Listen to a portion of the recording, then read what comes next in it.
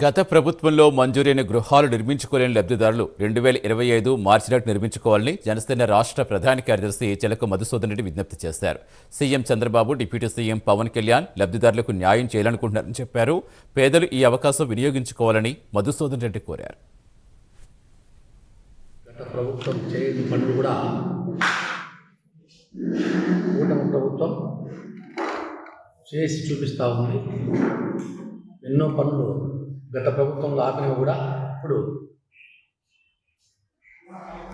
ఆ కార్యక్రమాలను కూడా ఫిలప్ చేయాలి, ఆ కార్యక్రమాలను కూడా పూర్తి చేయాలని చెప్పేసి ముఖ్యమంత్రి గారు, అదేవిధంగా ఉప ముఖ్యమంత్రి గారు ప్రణాళిక ప్రకారం ముందుకెళ్తూ ఉన్నారు. అందులో భాగంగా రాష్ట్రంలో గత ప్రభుత్వం మంజూరు చేసినటువంటి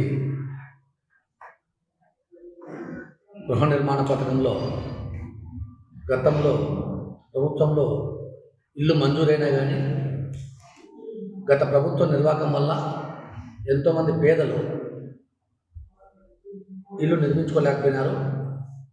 ఎందుకంటే ఆ ప్రభుత్వంలో ఉన్నటువంటి నాయకులైతేనేమి, వారి కార్యకర్తలు అయితేనేమి వాళ్ళు మాత్రమే నిర్మించుకున్నారు తప్ప పేదలు ఎక్కడ నిర్మించుకున్న పాపాన్ని వాళ్ళు, ఎందుకంటే ఎక్కడ కూడా అధికార పార్టీ వాళ్ళు సహకరించలేదు.